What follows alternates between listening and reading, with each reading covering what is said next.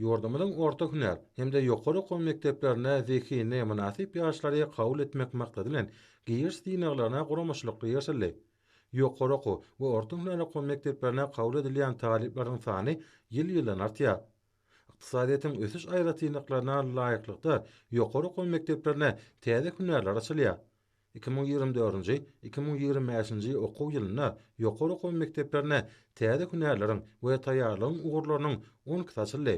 Türkmen ýigitleri we gyýlary dünýä hemde milli ykdysadyýetimiziň talaplaryna laýyk gelýän hünerleri ele almaga çalışýarlar.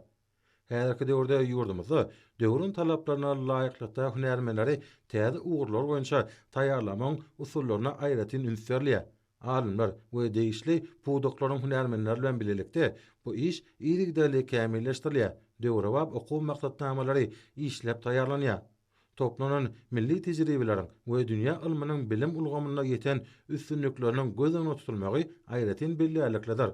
Hormatly prezidentimiz arkadaly gahryman serdarymyz sany ykdysadyýaty ösdürmek babatdaky wezipelerden uguralyp, ýurdumyzyň ýokary okum mekdeplerine täze hünerleriň giýirilmeginiň has wajyp ugurlaryň aýratynam injener tehniki we tehnologiýalar ugurlary boýunça bilim bermeň usuliyetini kämilleşdirmegi dowam etdirmeň zerurdygyna üns çekýär.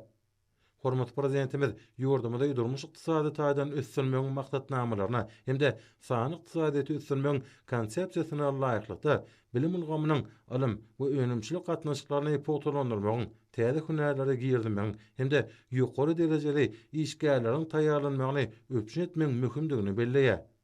Munuň üçin Türkmenistanyna iň gowy dünýä tejribesi içgin öwrenilýär. Daşary ýurtlaryň bilim we ilim merkezleri bilen gatnaşyklary giňeldilýär. Innovasiýa öňümçiliklerini öwrenmek üçin hünermenleri daşary ýurtlara iý bermek hemde beýleki döwletlerden hünermenleri çagyrmak iş tejribesi döwlet derejesinde gollanylýar. Her wagtda bu ugurda ilmi esaslanmak bilen işleri kämilleşdirmek, ýokary derejeli hemme tarapdan bilimli, döredejlikli pikirlenýän, ilmi tehnikaya gadananlardan erkin baş çykarýan ýaş hünermenleri taýýarlamak ilkinji nowbatdaky wezipeleriň hatana kesitlenýär. Bilim we hüner taýdan taýýarlyk ulgamyny hemde döwrüň talaplaryna laýyklykda ugurdaş düdümleriň işini döwre wagtlaşdyrmak bu işleriň möhüm ugurdur. Ýurdumyzda ýokary bilimli, ýokary ahlakly, özbaşda çözgüt kabul edip bilýän işçi hünermenleri taýýarlamak möhüm wezipedir. Arkadaly gahryman serdarymyň belleşi ýaly dünýäde intellektual we tehnologik bäsleşiň döwrüne bilim döwletimiziň döwrüň talabyna laýyklykda hemme taraplaryň ösmegini üpçün edip biljek kesitleýici şert bolup durýar. Ýurdumyzyň ýokary okum mektepleri, dalaşgärleri giň ugurlar boýunça bilim almagy höderleýärler. Şunda bu ugurlaryň üstü ýygrygdaly ýetirlýär, täze hünerler açylýar. Alman we tehnikanyň gadananlary öňdäwajy tejribe öňümçiligi, bilim, medeniýet, durmuş ulgamlaryna işçiň ornaşdyrylýar. Jemgyýetiň ruhy, durmuş ykdysady we medeni ösüşiniň esas hökmüni bilim siýasatynyň ileri tutulmagynyň kanunçylyk taýdan berkidilmegi, bilim hakyna Türkmenistanyň kanunyna öz beýany tapýar. Jemgyýetiň ykdysady, siýasy we ruhy ösüşi ilkinji nowatda her bir neslin hüner taýdan taýýarlygyna baglydyr.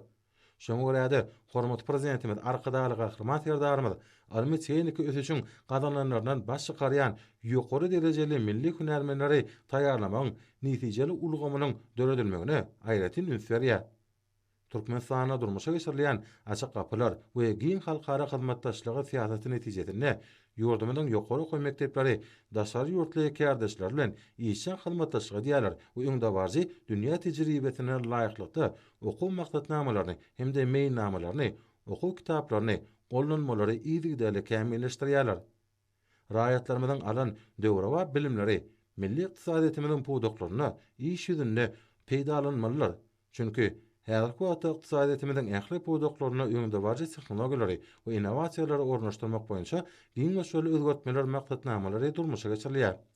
Hil taýdan täze derejäge çykarylan milli bilim ulgamy, täze tehnologiýalary, intellektual mümkinçilikleri özleşdirmek boýunça ösüşiň täze belentliklerine tarap anamly öňe barýanyny aýdyn görkezýär.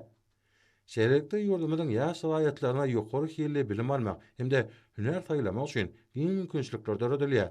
Şoňa görä biz Türkmenistanyň rowşan geljegi bar diýip ynamly aýdyp biler.